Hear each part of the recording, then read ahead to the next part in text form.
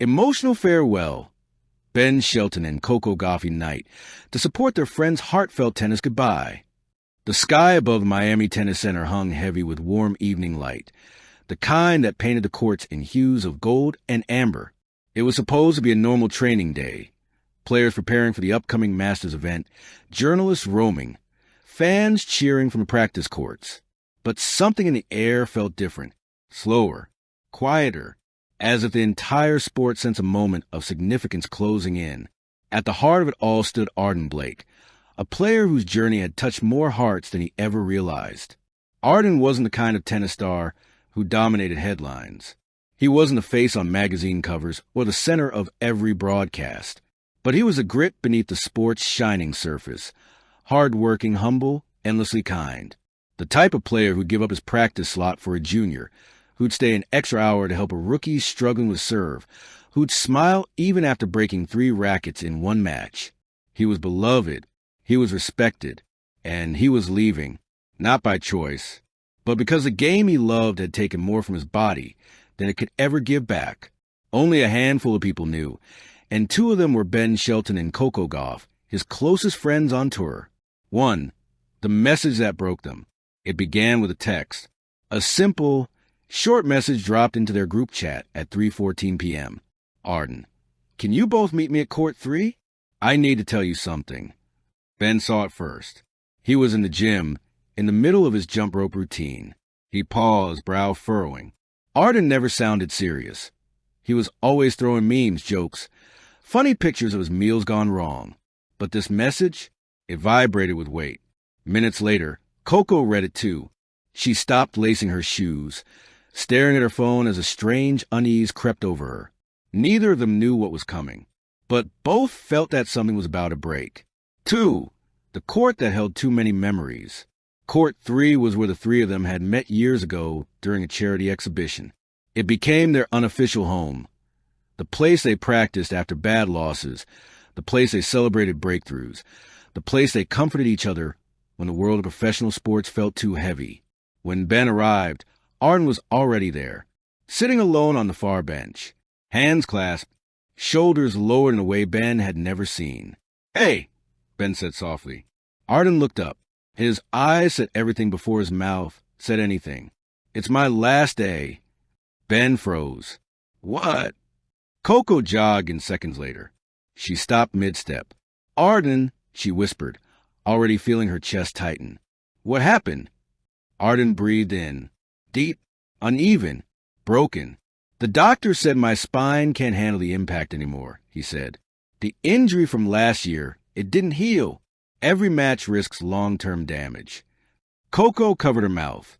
Ben closed his eyes, shaking his head. "I thought you were getting better," Coco said, voice trembling. "I lied," Arden admitted. "I didn't want anyone to worry." He tried to laugh, but it cracked. "I held on as long as I could, but this is it.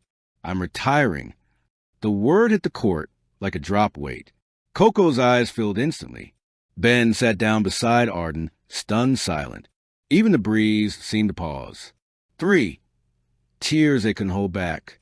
Coco, normally calm during crisis, broke first. "No, Arden, you can't," she whispered.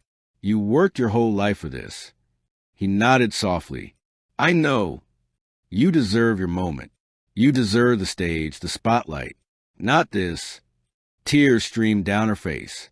Arden took her hand gently. "This is my moment," he said with a small, grateful smile. "Not the one I dreamed of, but the one I need." She leaned into his shoulder, sobbing. Ben, sitting rigid beside them, clenched his fists. "You should have told us sooner," he said quietly. Not in anger, in heartbreak. "I didn't know how," Arden replied. "I wasn't ready to let go." Ben looked at him for a long moment before pulling him into a hug, so tight it bordered on desperate. "We're not letting you go alone," Ben murmured. "Not today. Not ever." 4. The farewell gathering begins. News spreads fast on the tennis circuit, even the things players try to keep private. Within an hour, whispers roll to the courts like a wave. "Arden is retiring. Today? What happened?" "No way, he's too young." Reporters try to find him. but security stepped in. Coaches gathered quietly. Other players exchanged worried glances. Ben and Coco made the call. They would give him a farewell worthy of the friends he had been to them. A private farewell gathering on Court 3. No microphones, no cameras, no press. Just the people who knew the real Arden Blake, the warm heart behind the player. 5 players arrived one by one. As the sun lowered across the Miami sky, more and more players drifted onto Court 3. Some came still in practice clothes. Others hurried from their hotels. No one asked questions. They just stood there, lining the fences and corners of the court, creating a circle of love around Arden. Young players he had mentored, veterans he had admired, doubles partners, former rivals, coaches, trainers, friends. Ben and Coco stood on either side of him, guiding him to the center. Coco whispered, "They're here for you." Arden swallowed hard. He'd never seen this many people gather for him. 9, the last rally. Coco reached into the bag she had brought and pulled out 3 rackets. "Before you go," she said softly, "there's something we need." Arden's eyes widened. "No way," he whispered. "Yes way." Ben grinned. Together, the 3 of them walked to the baseline. Arden stood between them. No score, no pressure. Just one final rally between friends. Spectators held their breath. They started slow, soft hits, gentle rhythms. But soon the rally grew longer, faster, filled with laughter and tears. Arden moved carefully but freely, as if knowing this moment was borrowed time. 15 shots, 30, 50. The rally stretched into something almost holy, a dance, a tribute, a goodbye wrapped inside each strike of the ball. Then, on the 62nd shot, Arden let the ball pass. It bounced twice. He lowered his racket. "That's my last point," he whispered. Coco cried. Ben looked away, jaw tight. Players around the court applauded, many openly weeping. 10, the final walk. Arden gathered his things. Coco grabbed his bag. Ben slung an arm over his shoulder. They walked him down the tunnel. The same tunnel players used before stepping onto the biggest stages. But this time, he wasn't walking toward a court. He was walking out of the sport forever.